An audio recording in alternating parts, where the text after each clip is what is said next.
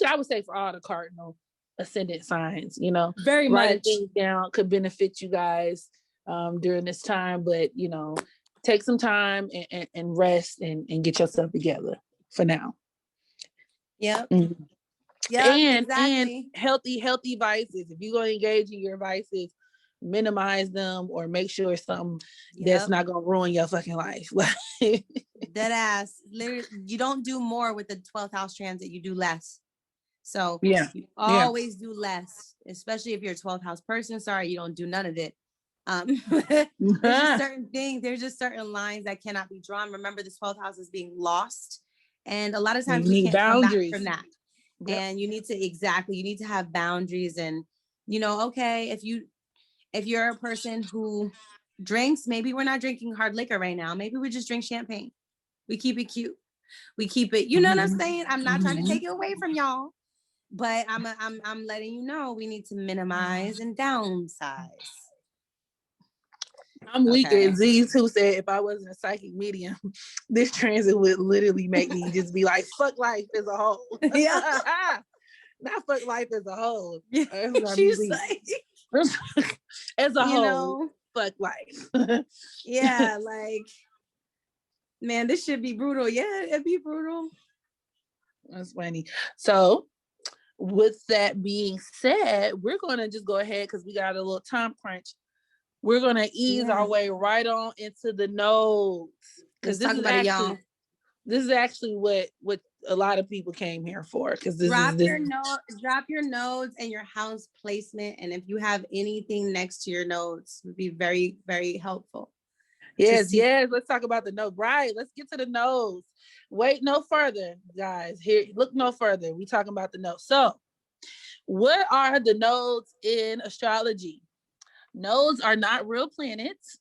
Nope. They are mathematical intersecting points where the moon crosses the sun's ecliptic. Okay, so we're talking about the north celestial latitude, the south celestial latitude. These points oppose one another. So this is why the nodes occur in opposing signs. And they represent opposite polarities or extremes. And, you know, in the natal chart, you can find them because they're symbolized by the horseshoe. So the downward facing horseshoe deals with the south node, while the upward facing horseshoe represents the north node. The nodes carry many themes associated with the moon because of their representation of the moon's orbit. So in discussing the south node is symbolic of the earlier parts of life, our comfort zone, so to speak. So with your south node, you can find a lot of your talents, a lot of just traits, behaviors, and patterns that come naturally to you, your natural way of being, acting, or responding to the world that just comes, it's instinctive. It's instinctively ingrained in your psyche. And with that comes a certain level of familiarity that makes us want to cling to these behaviors. For quite some time, they are all that we know. These are instinctive responses to the world around you that are more, I would say even more so deeply ingrained in your moon sign. Some astrologers refer to the south node as our soul's quote unquote memory, with its indentation being deeply ingrained in our subconscious. And this is where the correlation between the south node and our past lives come into play, because these parts of our personalities have been overly developed in past life experiences. And although many can't recall their past lives on a conscious level, it does, in fact, control a lot of our personality. And although the south node is our natural wheelhouse, energetically speaking, it could also like backfire within our lives, or it limits our growth. It's a trap. You know, our south node provides painful and frustrating experiences for those who live their lives trying to gratify this part of themselves. And it often manifests in the form of karmic debt.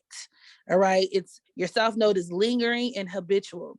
And like my mentor, my girl Rabina, always says, you know, it could also manifest in health or as health disorders, disabilities, injuries, and illnesses. It's very Saturnian,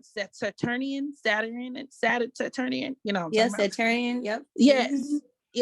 And its effects. It's giving you very much Saturn energy. Okay. Now, the north node, on the other hand, represents opportunities for growth and development, but they require cultivation. So they represent what we need more of. They also intersect with what we do in the present time. Your North Node is what challenges you. It forces you out of your comfort zone. It requires discipline. This is going to be parts of our lives that we're going to be tested and challenged in with time. Also, which you are punished for what you don't know as well. So these are areas of your life where if you're not, because it's so karmic, so if you're not really exuding and exhibiting these behaviors properly, you can be punished for it. Most people tend to trend towards their North Node with age or experience circumstances that push you to do so.